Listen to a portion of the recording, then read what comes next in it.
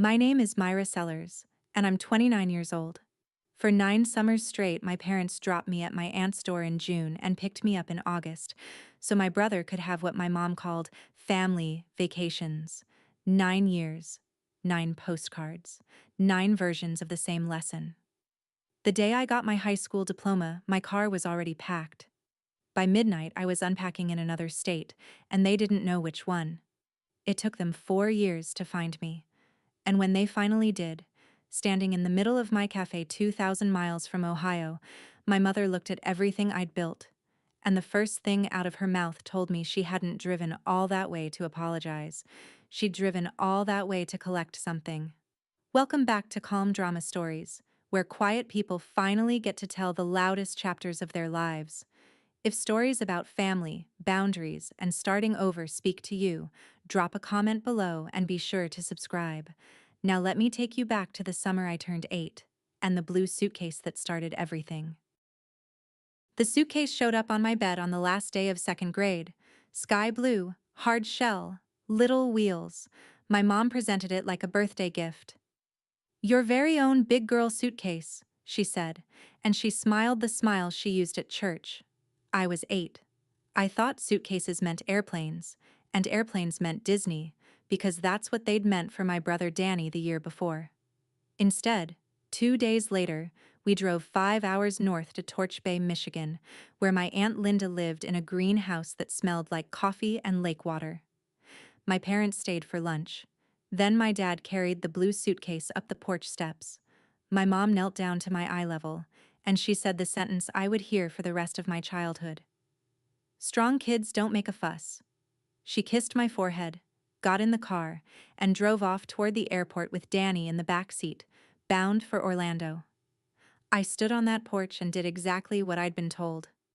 I didn't make a fuss. I was good at it already, which should have worried somebody. Here's the detail that took me 20 years to say out loud. The trip to Orlando was booked in March. The suitcase was bought in April. Nobody told me anything until June. Which means the plan to send me away existed for 3 whole months before anyone thought I deserved a sentence about it. When people ask me now why I left the way I left, quietly, with the details worked out far in advance, I tell them the truth. I learned that method from my mother. She just never expected me to be the one holding the suitcase. Every summer after that had the same shape. The second week of June, the blue suitcase went into the trunk. 5 hours north. Lunch at Aunt Linda's table. The car pulling away with 3 people in it. And then, some week in July, a postcard would arrive, addressed to me in my mother's round, cheerful handwriting. Orlando the first year. Yellowstone. The Grand Canyon. San Diego. Niagara Falls. 9 summers.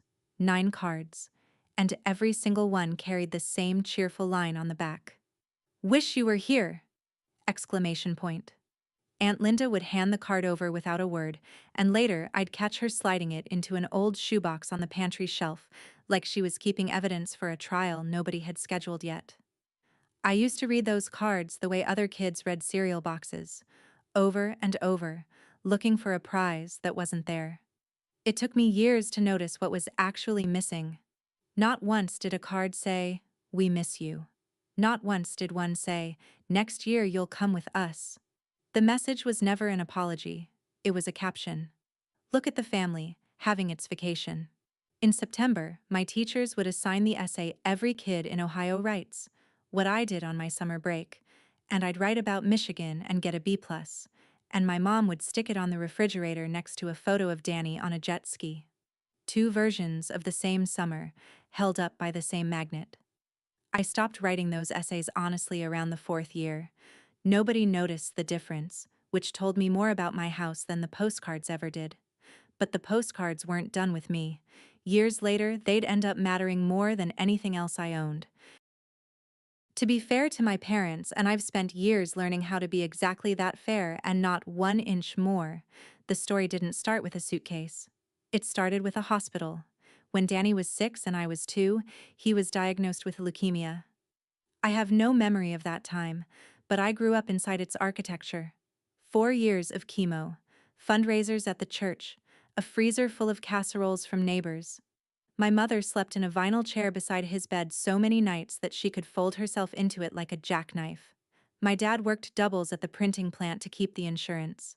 And somewhere in that long emergency, my family reorganized itself into a shape that had a center, and the center was Danny. I understand it. A house on fire organizes around the fire.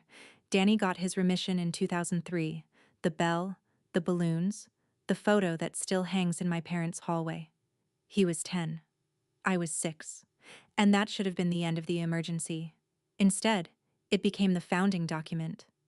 My parents came out of those years with a mission statement, making memories with Danny, because they had almost run out of chances to make any. And they came out with a belief about me that hardened like concrete. Myra is the easy one. Myra is healthy. Myra doesn't need anything. Here's the part I want you to sit with. The vacations without me didn't start during the illness. They started in 2005, 2 summers after he was cured. The emergency ended. The system it built did not. Nobody ever looked at the little girl carrying her own suitcase up the porch steps and asked whether the triage was still necessary. Triage was just how our family loved now. The summer I was 10, I made my case. The destination was the Grand Canyon, and I wanted to see it so badly my teeth hurt. I did it properly too, because even at 10 I was a planner. I packed my own bag a week early. I wrote a list titled, "Reasons I Should Come," in marker. And my top reason was that I had never seen anything a mile deep. I practiced my speech in the bathroom mirror. Then I stood in the kitchen and delivered it, list in hand, while my mom dried dishes and my dad leaned in the doorway, spinning his keys on one finger. My mom put the towel down. She knelt to my eye level, the way she always did for the hard ones, and her voice went soft as flannel. "This trip is for your brother, sweetheart. You understand. After everything he's been through." And then, when my chin did something I couldn't control, she tucked my hair behind my ear and finished me off with the family motto. "Strong kids don't make a fuss." My dad said nothing. That was his instrument, the whole orchestra of nothing. I went to my room and I did not make a fuss, and I heard the dishwasher start, and the TV, and the ordinary sounds of a house that had already moved on. But here's the sound I never got over. Around 9 that night, I heard the rumble of little wheels on hardwood. I came to the top of the stairs and looked down. My blue suitcase was already packed, already zipped, already parked by the front door. I hadn't touched it. Somebody had answered my speech hours before I ever gave it. I never asked to come along again. I had gotten my answer for all 9 years at once. Now, if this were a simpler story, the summers themselves would have been the punishment. They weren't. That's the complicated mercy at the middle of my childhood. Aunt Linda's greenhouse on the lake was the one place on earth where I was not the easy one, the quiet one, the one who didn't need anything. I was just Myra. Linda was my mom's older sister, widowed young, no kids, and she'd spent 30 years running a bakery in town before her hands got tired. She put me to work the first week I ever stayed with her, and I don't mean pretend work. Real dough, real scale. Real customers' orders taped to the counter. She taught me pie crust the summer I was 9, standing behind me with her hands over mine on the rolling pin. "Cold hands, warm heart," she said. "Perfect for pastry." When I ruined a batch, she made me diagnose it like a doctor. Too much water, warm butter, and then we did it again. At her table, I got asked questions and my answers changed things. What we baked, what we planted, what we watched. I once heard her introduce me to a neighbor as my summer girl, and I walked around the rest of that day like I'd been knighted. One night when I was 11, she looked at me across a peach pie for a long moment and said, "In this house, you're not the quiet one. You're just Myra." Then she seemed to be about to say something else. She didn't say it. She got up and refilled my milk instead. All those summers, there were moments like that. Sentences she started toward and turned back from, like a woman walking to the edge of a dock and deciding the water was too cold. The summer I was 12, I found out what was on the other side of those unfinished sentences. It was late, past 11, and I came downstairs for water. The kitchen light was on. Linda was at the table with the phone pressed to her ear, and I stopped in the dark hallway because her voice had a sound I'd never heard in it before. Sharp, almost pleading. Then let her stay with me for the school year, Carol. Carol is my mother. There was a long silence, long enough that I could hear the lake through the screen door. Then Linda again, and now the sharpness had gone cold. That's not how it would look? That's your answer? That's the whole answer? Another silence. No, I'm not trying to take anything from you. You can't take what someone's already said on the porch. I must have made a sound, or maybe the floor did it for me, because Linda turned and saw me standing there in my nightgown with my empty glass. Her whole face changed costumes in a second, back into summer aunt, and she said the school year was boring in Torch Bay anyway, nothing but slush, and walked me back up to bed, with her hand warm between my shoulders. We never spoke about it. I was 12. I understood only the temperature of it, that something had been asked, and something had been refused, and that the refusal had a reason my aunt found unforgivable. I filed it away the way kids file things, in a drawer that doesn't open until it's ready. It would be 10 more years before I learned what Linda had actually offered my mother that night, and what my mother had turned down, and the exact excuse she used to do it. Something changes in a girl the year she stops asking. My parents read it as maturity. Teachers called me self-sufficient, and my mother repeated the word at dinner parties like a trophy she'd won. What it actually was arithmetic. Around 14, I opened a spiral notebook and wrote a date on the first page, June 2015, the month I would turn 18 with a diploma in my hand, and under it I started a list that was really a countdown. I did the math on everything. What a room cost to rent in cities I'd never seen. What a used car cost. What a person could save in a year if she was careful and invisible. And invisible was my native language. The summer I was 17, I pulled off my first real operation. I asked to skip Michigan and stay home alone to work, and I watched my parents approve it in under a minute, no follow-up questions, while they packed for 2 weeks in Maine. So independent, my mother told the neighbors. The ease of that yes was its own diploma. I waited tables at a diner off Route 9 all summer, and every night I banded my tips and slid them into an envelope taped inside my closet, behind the winter coats. On the envelope I wrote a single word. Out. By graduation the envelope was an old shoebox, and the shoebox held $6,400, and not one person in my house had ever asked what I was saving for. They assumed college. Let them. Colleges send letters, and letters can be intercepted, so I'd already made my real plan the old way, at the public library, with a paper map. They thought I was saving for tuition. I was saving for a door. I chose my future in the Cedar Run Public Library, at a corner table, with an atlas and a legal pad. My requirements were cold and simple, far enough that nobody could drive there on a whim, cheap enough to live on diner wages while I found better ones.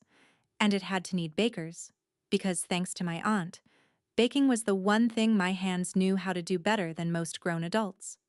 I flipped pages for weeks that spring. Then one afternoon I turned to a photo spread of northern Idaho, and there it was, a town wrapped around a lake so blue it looked painted. Coeur d'Alene. I sat there staring at that water, and I remember thinking it looked like Aunt Linda's lake. If Aunt Linda's lake had grown up and moved out too. That was the whole ceremony. No pro and con list. Some decisions you recognize instead of make. I found 3 cafes and a resort bakery in the town listings, wrote the addresses on my pad, and mailed job inquiries with a return address that belonged to my friend Jess, whose mailbox her parents never checked. I told no one, not even Linda, and leaving her out was the only part that felt like swallowing glass.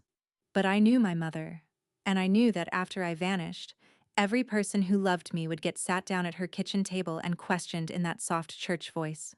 The only way to protect my aunt from having to lie for me was to make sure she had nothing to lie about. In May, an answer came back to Jess's mailbox. A cafe on the North Shore needed a dishwasher, starting summer. It paid almost nothing. I read it 4 times and slept like a queen. Graduation was the second Saturday of June 2015 on the football field, folding chairs on the grass. I was up before 5 that morning, and by half past, my Honda, $1,900 of my own tip money, was packed in the driveway. The blue suitcase in the trunk, the shoebox of cash under the spare tire. And beside it, one thing nobody would have predicted. The other shoebox. The one with 9 postcards. Which I had quietly taken from Linda's pantry the summer before. Don't ask me why I brought them. At 18, I called them evidence. It took me years to admit they were a wound I wasn't done pressing. My parents did come to graduation. I want to be accurate about that, because accuracy is the only revenge I've ever fully trusted.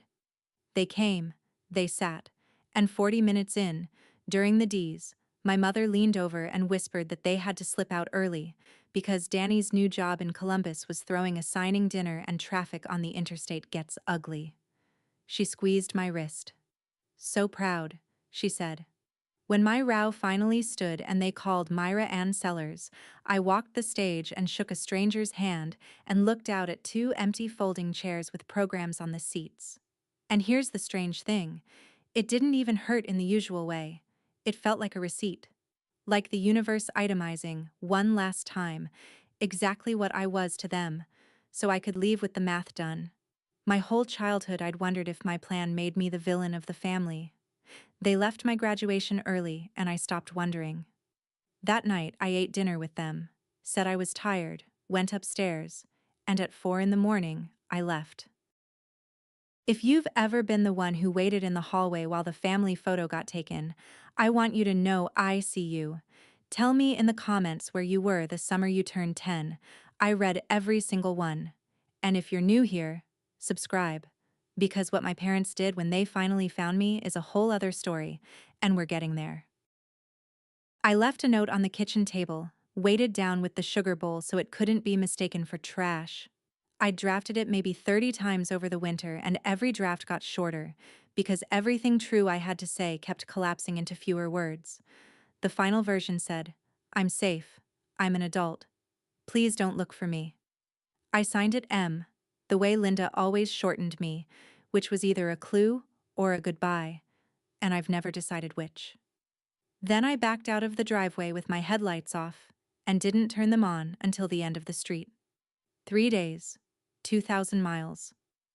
I slept twice in the Honda in Walmart parking lots, doors locked, seat tilted back, shoebox of cash riding under the spare tire like a heartbeat.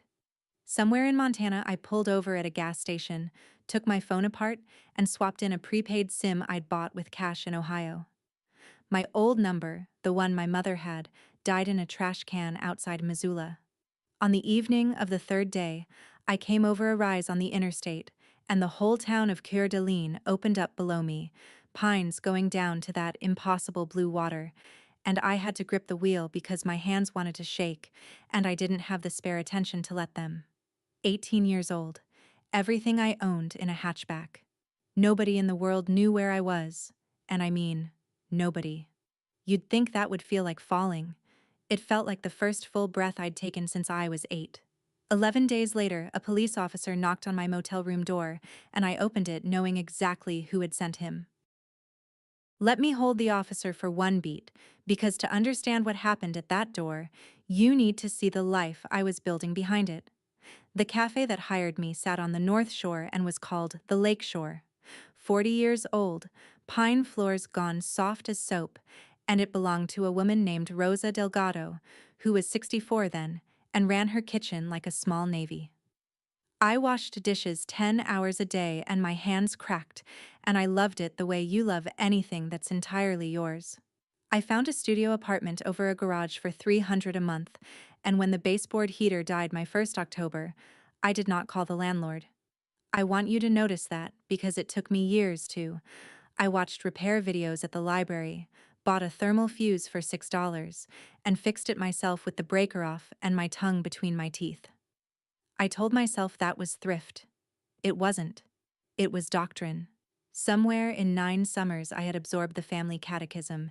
Needing things is a tax other people pay, and I would sooner have slept cold than knocked on a door. Remember that about me. It's the flaw this whole story eventually turns on. The week before Thanksgiving, the cafe's baker sprained her wrist, and Rosa found me at the sinks. "Anybody back there bake?" she asked the kitchen at large. My hand was up before my shyness could vote. She stood over me while I rolled out a test crust, arms crossed, and I did it the way I'd done it 100 times in a greenhouse in Michigan. Rosa took one bite, looked at me differently, and asked where I learned. "My aunt," I said. "Then your aunt raised a baker?" Rosa said, and walked off. I stood there over that pie like it was a passport. The officer at my motel door, back in those first 11 days, was younger than I expected and visibly bored, which turned out to be the best thing he could have been. My mother had filed a missing person report in Ohio the day after graduation. That report followed the trail of my first debit card swipe, a tank of gas I'd paid electronically before I got smart, and it ended with a welfare check at my door. I handed him my driver's license and my brand new lease. He looked at both, looked at me, and asked the only question the law actually cares about. "Are you here of your own free will, ma'am?" I said yes. He had me sign a form confirming I was a voluntary missing adult, and then he explained, in the tone of a man reciting a bus schedule, exactly how it works. "Your family will be notified that you've been located and that you're safe. They will not be told where you are. That's your right. Have a good night." And that was the whole miracle. The system my mother thought would fetch me home instead drew a legal curtain between us, and all her church voice charm couldn't part it, because the curtain doesn't negotiate. Before I changed numbers, one last voicemail had gotten through from her. I stood in that motel room and played it once. "Myra, this is very dramatic, honey. We raised you better than this. Strong kids don't make AA." And I deleted it right there, mid-word, and the room went quiet. It's the only time in my life I ever got to finish that sentence for her. For the next 4 years, that half a sentence was the last sound my mother's voice made in my life. 2 full years into Idaho, the blue suitcase was still packed. I want to be honest about what that means.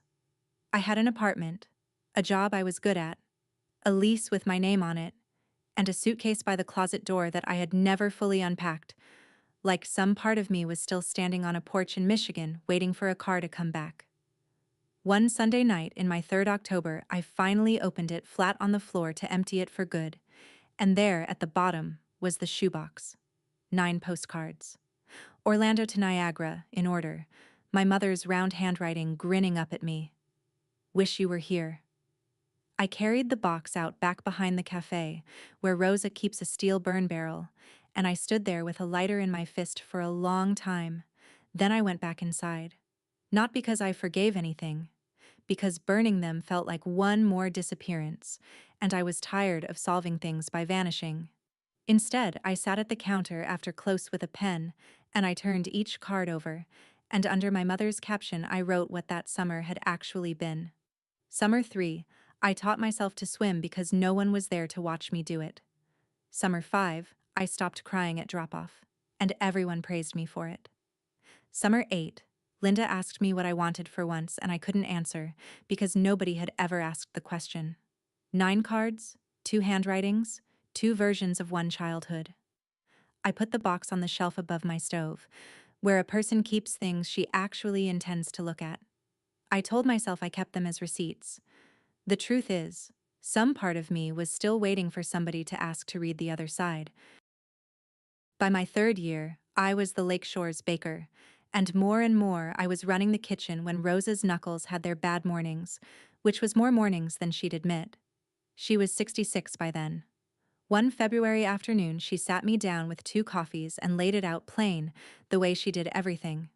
She wanted to retire while her hips still let her garden. The cafe was worth about $180,000 with the equipment. She'd had offers, one from a chain, one from a man who used the words vape lounge in her dining room and was lucky to leave alive. "I'm not selling 40 years to someone who'll gut it," she said. "I'd rather sell it slow to someone who'll love it." Then she looked at me in a way that made the back of my neck warm. "40,000 down," she said.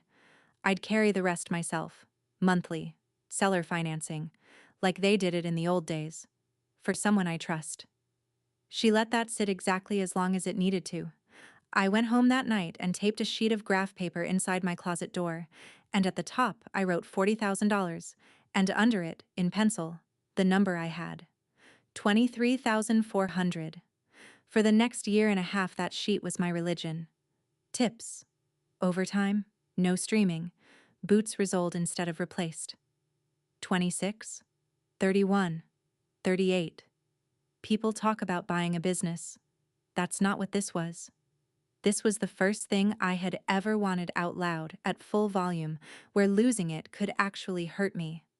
A place with my name on the deed, in a town I chose, where nobody could ever again decide which members of the household counted as the family. Rosa only made one condition. "Don't disappear on me," she said.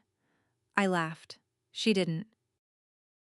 I need to tell you about the one thread I never cut, because without it, nothing at the end of this story makes sense. Every year, in the second week of June, I bought one postcard of Lake Coeur d'Alene, the tourist kind, all that painted-looking blue. No return address, no signature, no town visible in the picture. I checked every time. On the back, where a message goes, I drew one small pie with a crimped crust, the way you'd doodle it on a napkin, and I mailed it to a greenhouse in Torch Bay, Michigan. The first June, I stood at the mailbox for 10 minutes before I let it drop, running the risks like a bank auditor. Linda would know my mother's questions were coming. Linda would have to hold this secret across a family that considered her the odd sister already. It wasn't a small thing I was asking of a woman I wasn't even speaking to. I dropped it anyway, because the alternative was letting her spend jeunesse wondering if I was alive. She never wrote back, since she had no address to write to. But the following summer, a regular at the cafe mentioned her cousin had visited from Michigan, and I felt the two states touch for half a second, and I went in the walk-in cooler and breathed until it passed. 4 postcards over 4 years, a pie doodle instead of a name. That was our entire correspondence. And my aunt read it exactly right. She of all people knew how much a person can say on the back of a postcard.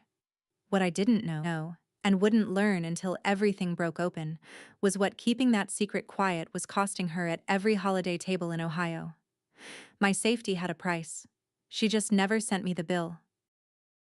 The article was Rose's idea, and I want that on the record, because for 4 years the whole shape of my life had one rule at the bottom of it: stay small, stay unfindable. A writer from North Idaho Living was doing a piece on Laketown institutions, and she'd heard about our huckleberry pie, and Rosa, who had never met a spotlight she didn't shove somebody else into, volunteered me. The writer wanted the baker's name. She wanted a photo by the ovens. I stood in the kitchen with my hands in a towel, while every alarm I owned went off at once. And then I looked around, at the slow winter that was coming, at Rosa's arthritis, at the graph paper number that grew or didn't grow depending on how many strangers found this room, and I did the math I'd been avoiding. The cafe needed to be found. You can't run a business on a witness protection heart. So I said yes. I stood by the ovens in a clean apron and smiled, and 3 weeks later, there it was. The huckleberry pie worth crossing the lake for.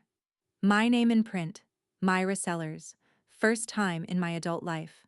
My face above the fold of a paper I'd never once been afraid of, because who in Ohio reads North Idaho Living? For about 2 weeks I was proud in a way that felt like walking on a new floor, testing every board. Then the paper posted the piece on its website, and websites don't have city limits. A woman I barely remembered, a second cousin of my mother's from Cedar Run, left a comment under the photo, 11 days after it went up. One short comment, with a question mark. Isn't this Carol's girl? It was a Tuesday in late October 2019, the dead hour between breakfast and lunch, and I was behind the counter boxing an order when the bell over the door rang. I said we'd be right with you before I looked up. Then I looked up. My mother was standing in the middle of my cafe, 4 years and 2,000 miles, and there she was between table 6 and the pastry case, in her good wool coat, her hair grayer than the version I'd been arguing with in my head all this time. Behind her, holding the door the way he held every door of my childhood, silently, was my dad. He looked smaller, and his free hand, down at his side, was trembling. A fine, constant shiver like a phone on silent, and some cold clinical part of me noted it and filed it before my thoughts could even form a word. Nobody moved. The espresso machine hissed. I watched my mother take it all in with one slow sweep of the room she was so good at. The chalk menu with my pie list, the framed article by the register, the apron with the Lakeshore logo tied twice around my waist because it was cut for someone bigger. 4 years. Whatever came out of her mouth first, I remember thinking, would tell me everything, the way a first sentence always had in our family. She finished her inspection. She looked at me, at my whole standing, solvent, unfussed life, and she pressed her lips together in that way that always came before the church smile, and she said, "So this is what you left your family for?" That's when I knew they hadn't driven 2 days for an apology. They'd driven 2 days for a pickup. I poured them coffee. I want you to understand why. Because it wasn't weakness. A woman who owns her ground can afford to pour coffee on it.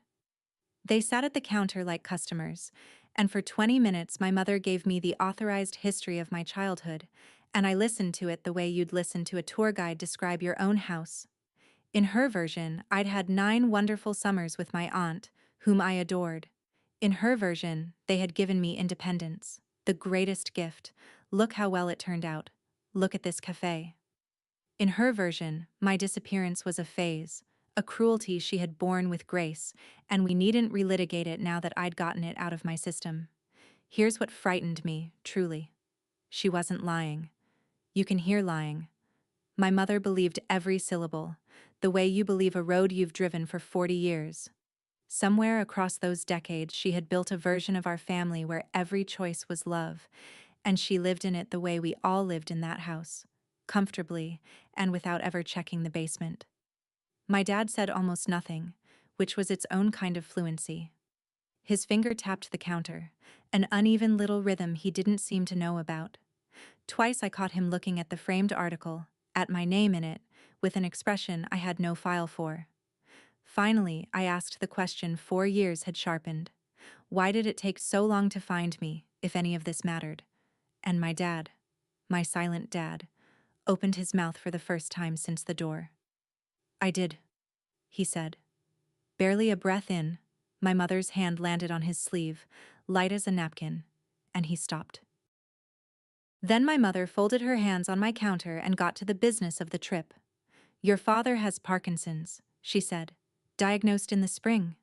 Early stage, the tremor, the stiffness. You've seen his hand."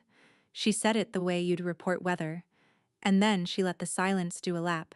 And I stood there holding a coffee pot while the word Parkinson's rearranged the man by the window into someone I was going to lose twice. He looked at me and gave me a small, apologetic shrug, as if the disease were a guest he'd invited by accident. And then my mother kept going, because the diagnosis was not the point of the sentence, it was the runway. "Danny can't be expected to manage this," she said. "He has the children, the career. You understand."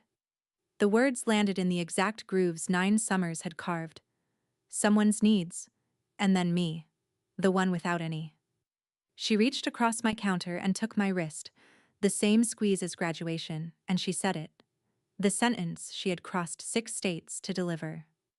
"You've always been the strong one, Myra. It's time to come home." Home for Thanksgiving, she meant, to start. "We'll tell everyone together. A family announcement." She was already at the guest list. I looked down at her hand on my wrist, French manicure, her mother's ring, and the strangest thing happened. I felt the exact weight of it, and it weighed what a baggage tag weighs. 4 years, 2,000 miles, a legal curtain, a new name on a lease, a life built plank by plank with my own cracked hands, and the first full sentence my mother had for me was a job assignment. The vacancy for the strong one had reopened, and I was being recalled. I took my wrist back, gently, the way you take a knife from a child. I said no. Not a speech, not a trembling manifesto, just the single word. And then, because the lunch crowd was 20 minutes out, I told them the kitchen needed me, and they should try the huckleberry before the drive back. My mother's face did something complicated and settled on wounded dignity, her home parish. On the sidewalk, through the glass, I watched her reorganize my dad toward the car, and he looked back at me once, and I did not wave. And neither did he. And somehow, that was the most honest exchange the three of us had managed all morning. That night, my phone rang from an Ohio number I didn't know. Danny. My mother had given him the number she'd demanded from me at the counter, which I'd surrendered to end the visit. I almost didn't answer. I'm glad I did. And I want to be fair to my brother the way I promised to be fair to everyone. Exactly, and no more. He didn't open with the family script. He opened with a question, quiet and off balance. Was it true you hated going to Aunt Linda's? And I said I never hated Linda's. I hated what it meant. And I told him what it meant. All of it. The suitcase in April. The porch. The postcards. The line went so quiet I checked the screen. Then my brother, 26 years old, said, "Mom told me you loved it there. My whole life. I believed her." His voice cracked on the last of it. He didn't ask me to come home and nurse anybody. He asked one thing only. Don't disappear on me again. After we hung up, I sat a long time looking at a shoebox on the shelf above my stove. Here's the part nobody warns you about. Cutting contact is one decision, but staying gone is a decision you make every single morning. If you've ever had to choose between your peace and your family's version of you, comment, "I chose me" below, so the next person scrolling knows she's not the only one. And stay with me, because the dinner that changed everything is coming. I called Linda the next night, and the moment she heard my voice, she knew something had happened, because our whole ritual was one wordless postcard a year, and now here I was, speaking. "They found me," I said, and told her about the cafe, the coffee, the recall notice. She was quiet for a moment.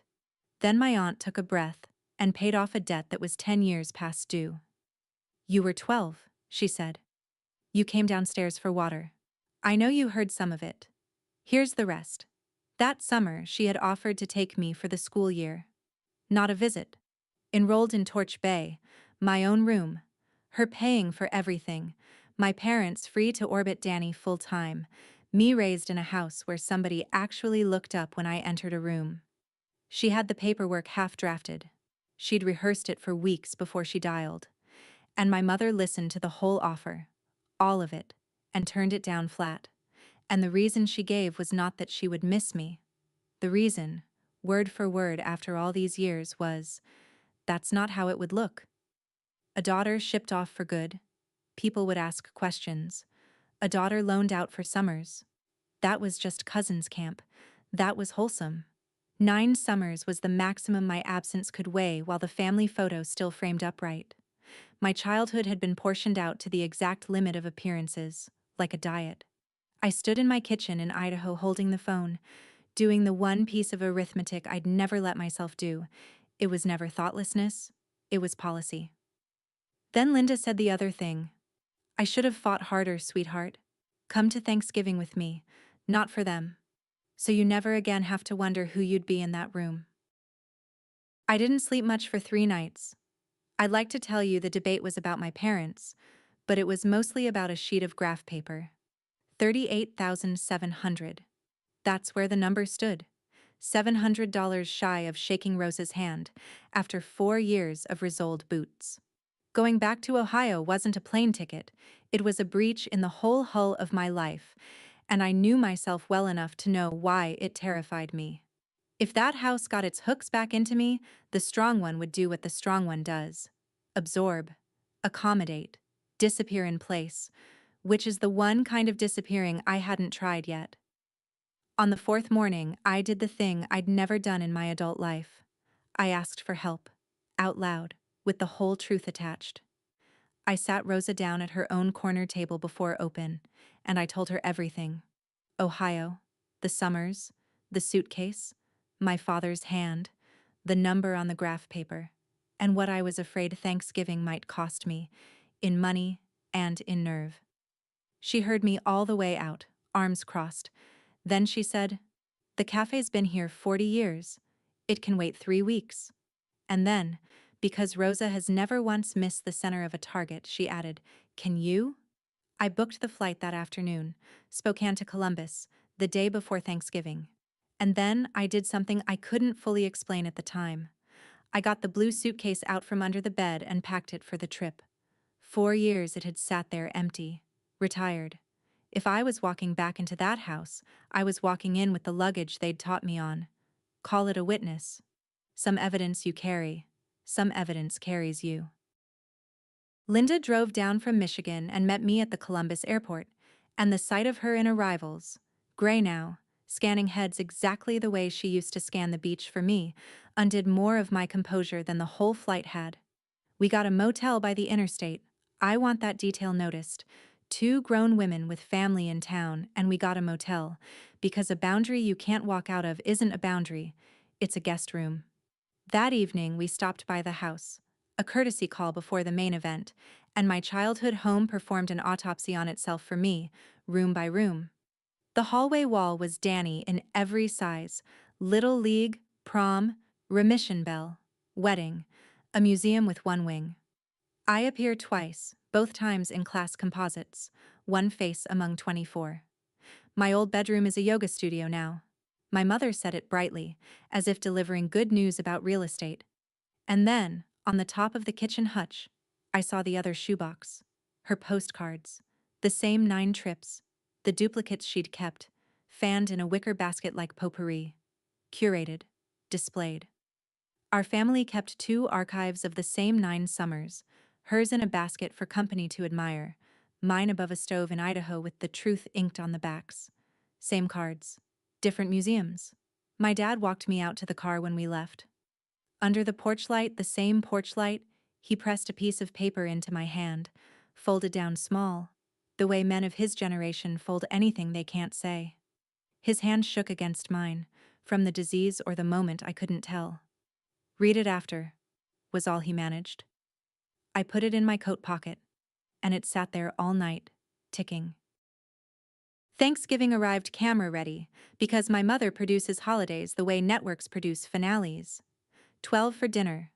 Both leaves in the table, the good china with the gold rims, napkins folded into swans, which I have never seen in any other home in America. The guest list was the full repertory cast: my grandmother's brother Ray and his wife, 2 of my mother's cousins, the neighbors Carol collects, and Danny's family, his wife Kate, and their daughter Ellie, who is 3, and was orbiting the dessert table like a small moon. I came with Linda, and I came carrying a huckleberry pie in a white box, and if you think that pie was just dessert, you haven't been listening. My hands made it. Linda's hands taught my hands, and it was about to sit in the center of Carol's table, which meant that for one afternoon, all 3 of my worlds would be stacked on the same trivet. My mother met us at the door with the church smile at full wattage and cast the whole room in one breath. There she is, our world traveler. Isn't she thin? Ellie hid behind Kate's leg and studied me, this ant-shaped stranger.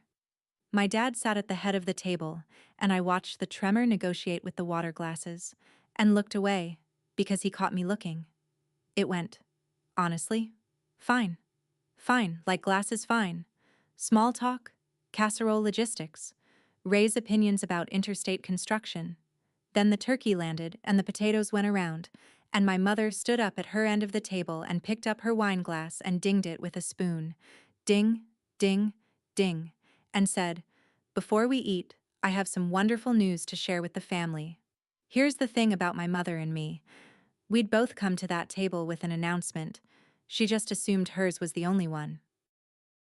My mother stood at the head of that table like a woman who had rehearsed in the shower, and she delivered the news in 2 movements. First, the minor key. As some of you know, Frank has been having some health trouble, and the doctors have confirmed it's Parkinson's. The table did what tables do: the soft gasp, Ray's wife's hand to her collarbone, murmurs of "Oh Frank, oh Carol." My dad studied his plate through all of it like a man being discussed at his own funeral. And then my mother lifted her chin and modulated into the major key, the part she'd driven 2,000 miles to set up. "But here's the wonderful news," she said. "Myra is moving home to help take care of her father." She let it land, and then she garnished it. She's always been the strong one. The room burst into exactly the response she had catered. Ray said "atta girl" and raised his beer. One of the cousins actually clapped. 3 little pats. The neighbor woman dabbed her eye with a swan napkin and said, "What a good daughter," and my mother received it all with a slow nod, the humble conductor, while her hand came to rest on my shoulder.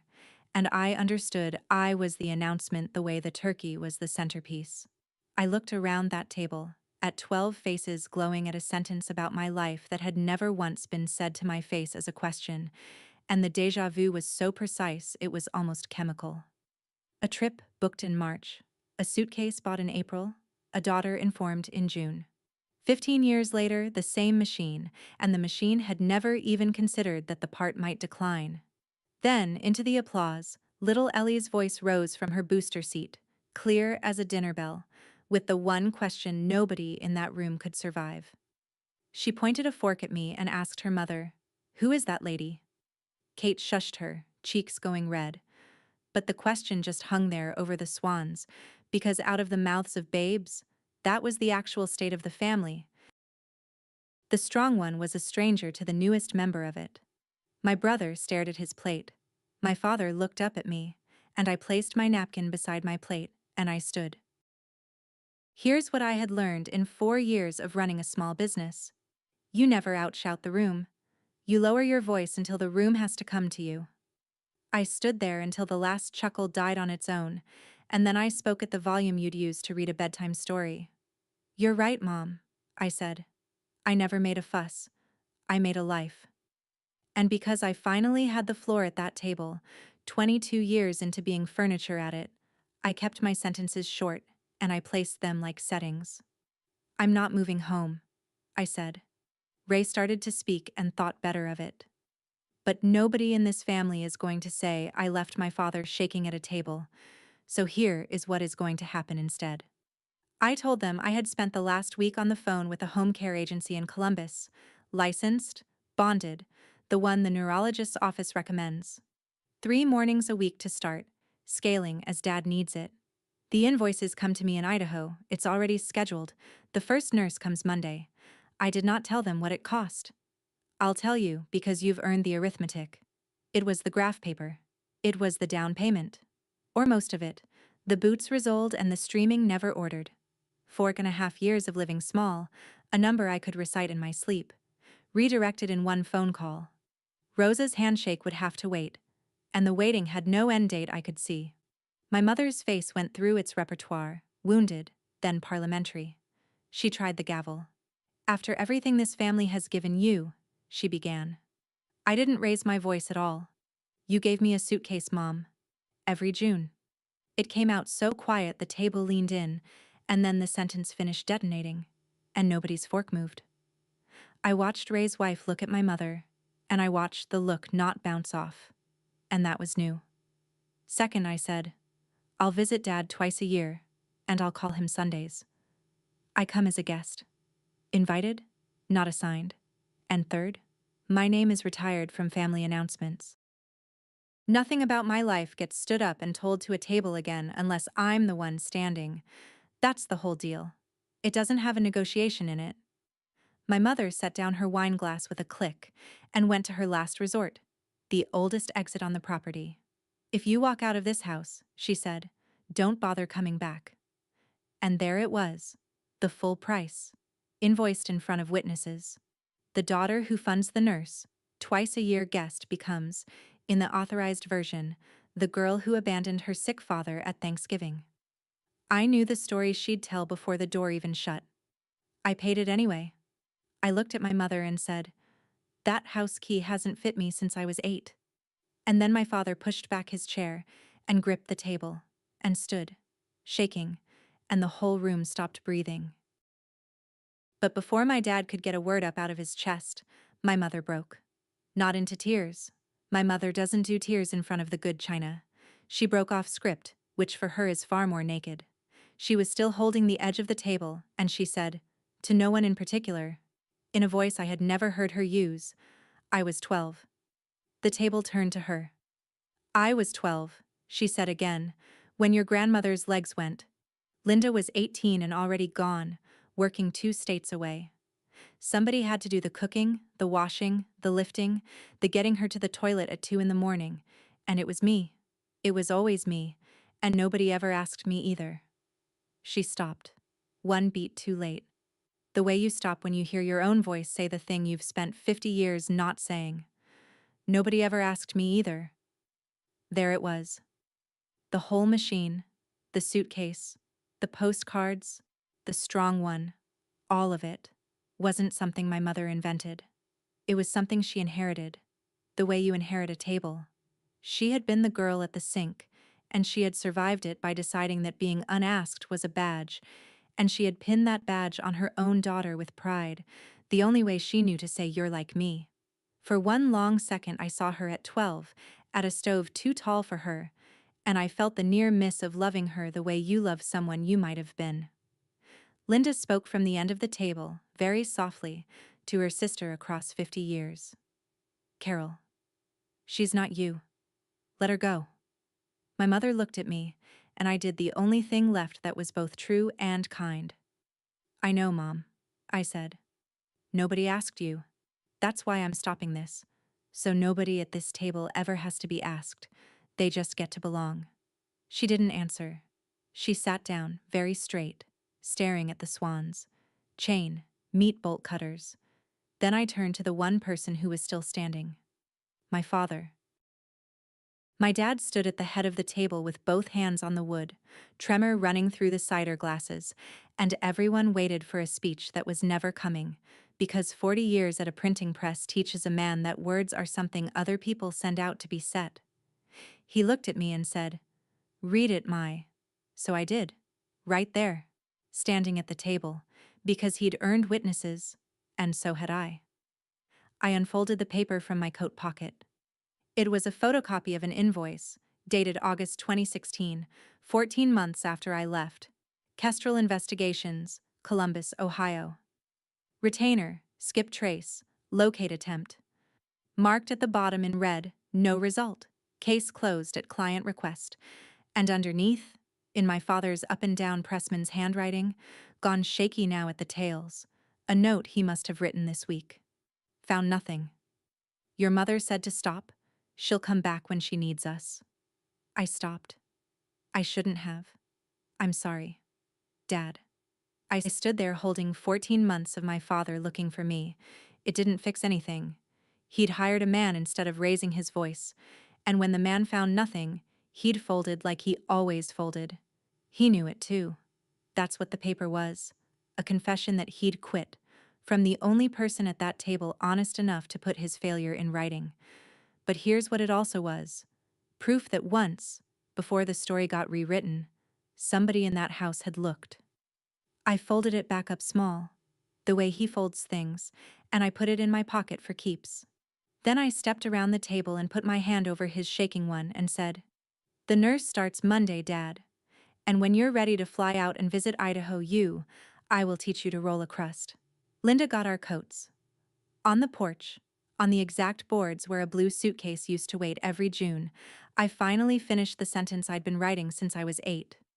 It took them 4 years to find me. It took me 9 summers to stop waiting to be found. Here's the ledger, 1 year on, because I promised you accuracy, not a bow. The nurse's name is Patrice, and she started that Monday.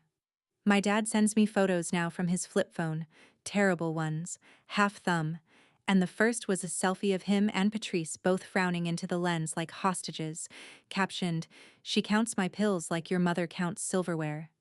It's the longest joke he's made in years. We talk Sundays, short calls. They're enough, and enough is a fortune where I come from. My mother and I have not spoken. At Christmas a card arrived in Idaho, tasteful, no letter inside, signed in her round hand, Mom. Not sorry, not love. Just the title she isn't ready to lose. Some doors don't slam in this life. Some just settle closed. Rosa and I signed in March. When the number came up short, she waved her hand and redrew the note herself. 25 down instead of 40. The balance folded into the monthly. 4 more years on the term. It'll cost me more in the long run, and I signed it smiling, because it turns out a dream with a lien on it is still a dream. There's a new line of paint on the cafe door glass, under Rosa's name. Small, because I asked for small.